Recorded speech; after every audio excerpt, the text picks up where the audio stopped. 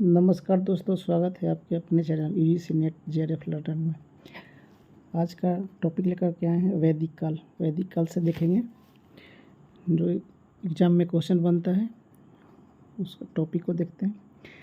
पहला है, देखिए वेद है, उसका उपवेद है, उसके बाद ब्राह्मण्य है, उसके बाद आरण्यक है, उसके बाद उपनिषद है। तो ये सब पूछता है कि इसका कौन उपनिषद है, उसका कौन ब्राह्मण्य है, उसका क्या आरण्यक है और उसका क्या उपवेद उपनिषद के बारे में पूछता है। तो देखिए पहला है जो हमारा वेद, तो आपको मालूम ही होगा वेद 4 प्रकार के होते हैं।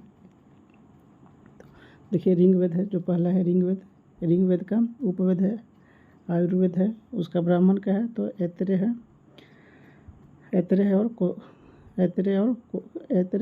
और कौशिकी, इसका जो है ब्राह्मण्य है। आरण्यक क्या है तो ऐतरेय है और कौशिकी है। और उपनिषद इसका है ऐतरेय और कौशिकी। तो ये सब आप लोग ध्यान में रखिएगा। उसके बाद है यजुर्वेद, दूसरा है यजुर्वेद। तो यजुर्वेद का उपवेद है धनुर्वेद, इसका ब्राह्मण है तैत्तिरीय शतपथ ब्राह्मण इसका है, और उसका आरण्यक है तैत्तिरीय और शतपथ। उसका उपनिषद है बृहदारण्यक और तैत्तिरीय, तो इसका उपनिषद ये है। उसके बाद सामवेद, तीसरा हमारा है सामवेद है, जिसका उपवेद है गंधर्ववेद है उसका उपवेद, और उसका ब्राह्मण्य है जैमिनीय और पंचविश, इसका जो है ब्राह्मण्य हो जाएगा। उसके बाद आरण्यक जो है छंदोग है इसका, जैमिनी इसका जो है आरण्यक है। उसका उपनिषद जो है छंदोग ही होगा उपनिषद, और जैमिनी इसका उपनिषद है। उसके बाद अथर्ववेद जो चौथा है अथर्ववेद, इसका उपवेद है तो शिल्पवेद है, और ब्राह्मण जो है गोपति इसका ब्राह्मण्य है, और आरण्यक में कुछ नहीं इसका है। और उसके बाद उपनिषद देखिए का है तो मांडुक है, उसके बाद प्रश्न है, उसके बाद मुंडक है, तो इसका ये उपनिषद है। नेक्स्ट जो है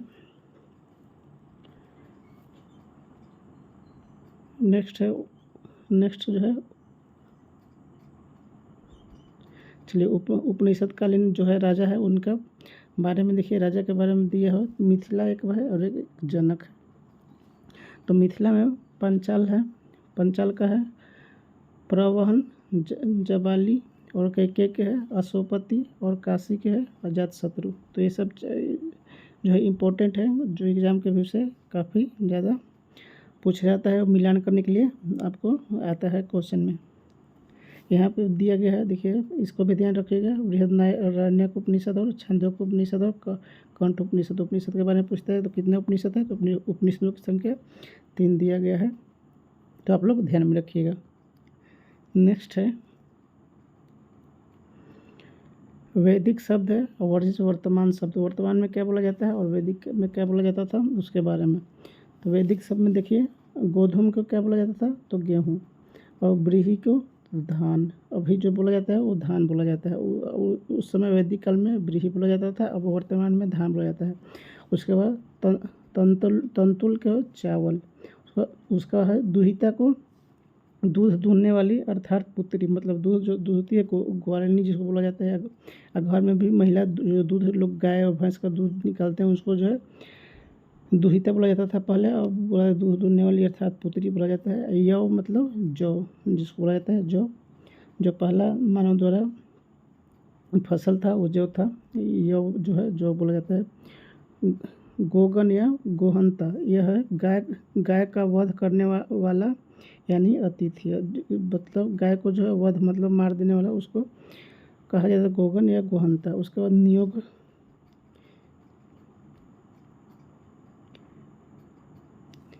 नियोग प्रथा में देखिए नियोग प्रथा क्या कहा जाता है तो पति के न होने पर पति के अन्य निकट रिश्तेदार के साथ पुत्र के लिए सहवास, मतलब पति न है तो पति को न रहते, मतलब पति विदेश चला गया उसको न रहते, पुत्र की प्राप्ति के लिए दूसरे पति से रिश्तेदार से अपना जो है गलत संबंध बना करके जो है पुत्र प्राप्त करता था, उसको नियोग प्रथा कहा जाता था।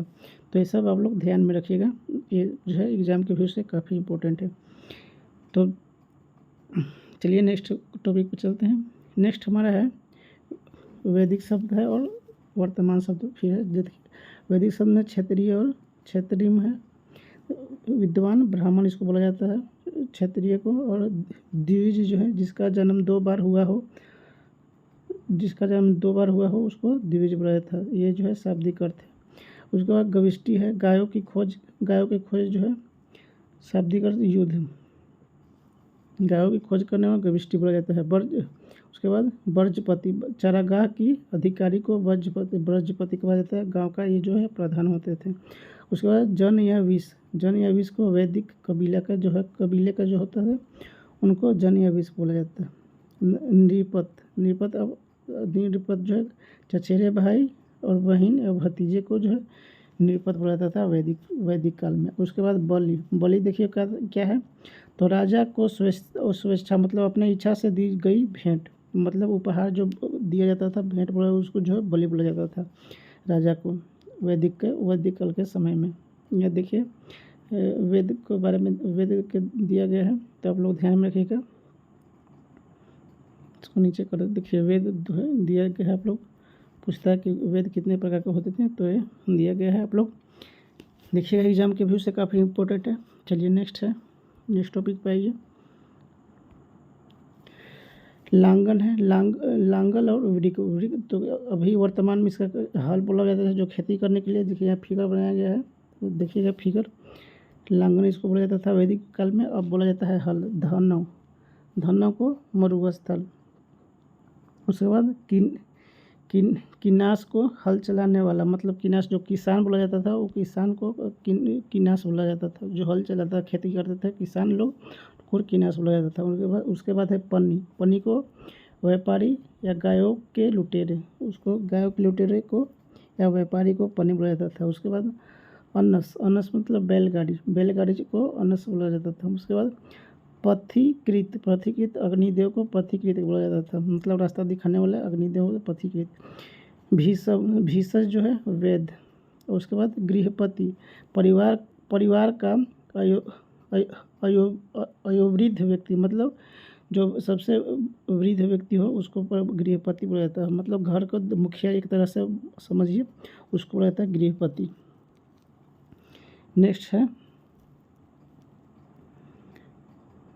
नेक्स्ट देखिए, गव या गविती। तो ये चारागाह होता था, उसको गव या गविती बोला जाता है। उसके बाद है उर्वरा जूते हुए खेत को उर्वरा बोला जाता था। उसके बाद वृक या उछवन, ये जो है बैल को वृक बोला जाता था या उछवन बोला जाता था। उसके बाद गरीस या सकृत, उसके गोबर की खाद को गरीस बोला जाता था या सकृत बोला जाता था। सीता क्या है, तो हल से बनी नालिया को सीता बोला जाता था। उसका अवध क्या है, तो एक कुआं, अभी वर्तमान में इसको कुआं बोला जाता है। उसके बाद वैदिक काल में जो है अवध बोला जाता है। उसके बाद उदर मतलब अनाज नापने वाला पात्र, मतलब अनाज पर डिब्बा उब्बा कुछ होगा, अनाज नापते होंगे सब उस समय लोग, उसके बाद उदर बोला जाता है, उसको उदर बोला। उसके बाद पर्जन्य है, ये बादल को पर्जन्य बोला जाता था। तो ये सब जो है वर्ड जो है आप लोग ध्यान में रखिएगा, ये सब मिलान करने के लिए आता रहता है और एग्ज़ाम के व्यू से काफ़ी ज़्यादा आप लोग के लिए इम्पोर्टेंट है, ठीक ना। तो इसको जो है भूलिएगा नहीं, 1 से 2 बार जो है वीडियो को देखिएगा कि आपको जो है याद रहे। ये सब जो है समझिए कि पॉइंट से ही क्वेश्चन जो है बनते रहता है। उसके बाद अब अगला जो है देखिए, वैदिक सब वर्तमान अभी ये भी है। भुजवंत पर्वत को है हिंदुकुश पर्वत अब बोला जाता है, पहले था भुजवंत पर्वत, अब है हिंदुकुश पर्वत। उसके बाद तसर है, ये चरखा या हथकरघा, चरखा मतलब चरखा को तरस बोला जाता था। उसके बाद पूर्वचरिष्णु को दूरियों का गिराने वाला यंत्र, मतलब दुर्गों को गिराने वाला यंत्र, पुरुष। इसके बाद स्थिति जो है अनाज कटोरा या अनाज का कटोरा, इसको स्थिति को बोला जाता है। कुल्ला को नहर या तक्षण या बढ़ई, अभी जो है बढ़ई बोला जाता है, उस समय तक्षण बोला जाता है। गोबला या गोवाल, मतलब भैंस को गोवाल या गोबला बोला जाता है। उसके बाद कुलाल क्या है, तो देखिए कुलाल क्या है, मिट्टी के बर्तन बनाने वाले कुम्हार को जो है कुलाल बोला जाता था। जो मिट्टी के बर्तन बनाते थे, कुलाल चाक पे जो मिट्टी का बर्तन बनता था, या अभी भी बनता है, देखे होंगे आप लोग, उसको कुलाल बोला जाता है। वैदिक काल में कुलाल बोला जाता था। नेक्स्ट पे ये रथी जो है संपत्ति या चांदी का सिक्का को है रथी बोला जाता था। उसको वाप्ता जो है नाई, जो बाल काटते हैं जहाँ हम लोग, उसको वाप्ता बोला जाता था वैदिक काल में। अब जो है नाई बोला जाता है। पेशकारी को क्या बोलते हैं, वस्त्रों पर कढ़ाई करने वाली स्त्री को जो है पेशकारी बोला जाता था। उसके बाद अभी, मतलब भेड़ जो है अभी भेड़ बोला जाता है, उस समय अभी बोला जाता था। अज्जा जो है बकरी को अज्जा। उसके बाद वाय और तंतु वाय, जुलाहा जो है इनको वाय या तंतु वाय बोला जाता है। उसके बाद सीरी जो है बुनाई का काम करने वाली नारी, मतलब जो स्त्री होता है बुनाई का काम करती है घर पे, उनको सीरी बोला जाता था। केवत, ये मछुआरा जो मछली मारते हैं उनको केवत बोला जाता था उसको वैदिक काल में। एग्ज़ाम के व्यू से जो है काफ़ी इम्पोर्टेंट है, ये सब समझिए कि आपके लिए एग्ज़ाम में काफ़ी कारगर सिद्ध होगा। ये समझिए कि पॉइंट है, पॉइंट से भी क्वेश्चन आता है। वैदिक शब्द है, वर्तमान शब्द है। देखिए वर्णिक जो है अब जो है व्यापारी बोला जाता है इनका। पश्य दूध जो है, पश्य को दूध बोला जाता है। घृत को घी बोला जाता है। और कमरार को लोहार, मतलब लोहार जो लोहा के औजार बनाता है, खुरपी हंसुआ ये सब जो बनाता है उसमें कमरार बोला जाता था, अब लोहार बोला जाता है। अष्टकर्णी जो है गाय को अष्टकर्णी बोला जाता है, ये जो वर्तमान समय ये सब है वैदिक काल में। उसके बाद है रिस्मु को बोना जो है रिस्मु को बोला जाता था, बोना। तो ये सब वर्ड जो है आप लोग के लिए काफ़ी कारगर सिद्ध होगा। आप लोग ज़्यादा से ज़्यादा जो है 1-2 बार 3 बार जितना हो वीडियो को पॉज करके देखिएगा और इस सब पॉइंट को ध्यान रखिएगा। अब देखिए वैदिक कालीन नदियाँ हैं, नदियाँ से क्वेश्चन आता है कि नदियों को वैदिक काल में क्या बोला जाता था, उसका नाम है परुष्णी जो है, पहला जो है परुष्णी, अभी जो है रावी को परुष्णी नदी बोला जाता है। दूसरा है सदानीरा, उसका गंडक। उसके बाद विपाशा, तो विपाशा को है व्यास नदी बोला जाता था। अभी शतरुद्धि जो है सतलज नदी को शतरुद्धि बोला जाता है। उसके बाद पीतस्ता जो है झेलम नदी। अभी जो है असिकनी जो है चिनाब को असिकनी नदी बोला जाता है। उसके बाद सिंधु के है सिंध नदी को सिंधु बोला जाता है। उसके बाद कुसा है काबुल को कुसा बोला जाता है, कुर्मु या कुर्रुम। सुवास्तु को सवास्तु या गोमी को गुमला, ठीक ना। तो ये सब नदी से भी क्वेश्चन राइज होता है, तो आप लोग ज़्यादा से ज़्यादा वीडियो को देखिए, ठीक ना, कि एग्ज़ाम में एक भी क्वेश्चन छूटे नहीं। एग्ज़ाम के व्यू से काफ़ी ज़्यादा इम्पोर्टेंट आपका जो है दिया जा रहा है। इतना जो है पेड कोर्स में भी नहीं मिलता है आप लोग को। 12,000 15,000 आप लोग लगा दीजिएगा, फिर भी इस तरह का कंटेंट जो है नहीं आप लोग को मिलेगा। तो इसलिए बोल रहे हैं कि काफ़ी देखिएगा, इसको 1 से 2 बार देखिएगा, एग्ज़ाम के व्यू से काफ़ी ज़्यादा इम्पोर्टेंट रहेगा। अब अगला है ऋग्वेद। देखिए ऋग्वेद देखिए ऋग्वेद में कहा गया है बृहस्पति जो है बृहस्पति जुहू कथन जो है। उसके बाद ऋग्वेद 10वां मंडल में है, कहा गया है यमनी संवाद जो है, इसका यमनी संवाद किस में है, तो ऋग्वेद के 10वां मंडल में। और जो है ऋग्वेद के 10वां मंडल में यह है पुरुरवा और उर्वशी का एल संवाद। पुरुरवा और उर्वशी का है एल संवाद जो है किस में है, तो ऋग्वेद के 10वां मंडल में। शतपथ ब्राह्मण में है, शतपथ ब्राह्मण जल पलवन की कथा है। जल पलवन की कथा किस में है, तो शतपथ ब्राह्मण में।